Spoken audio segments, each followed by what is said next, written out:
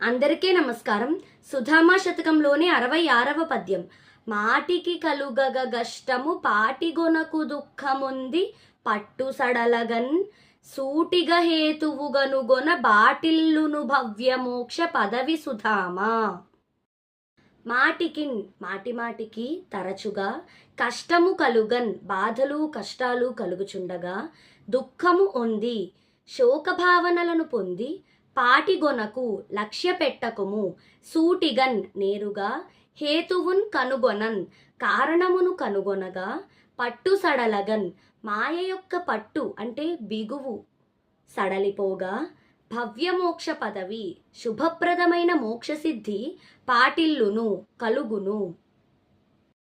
అంటే ఓ సుధామ, తరచుగా కలుగు కష్టాలు త్వరలోనే సమసిపోతాయి, సందేహం లేదు. కానీ ఆ కష్టాలు ఎందుకు కలిగాయి అనే విషయం మాత్రం నీకు బోధపడాలంటే రోత కలిగించుచు నిన్ను క్రమ్మిన మాయా వ్యామోహము భ్రాంతి విడిచిపెట్టవలసినదే. అలా మాయ వీగిపోగా జరిగిన సంఘటనల యొక్క అసలు తత్వము బోధపడి నీకు నీవుగా శుభంకరమైన మోక్ష మార్గాన్ని అందుకొందువు సుమా. ఇది ఈ పద్యం యొక్క భావం.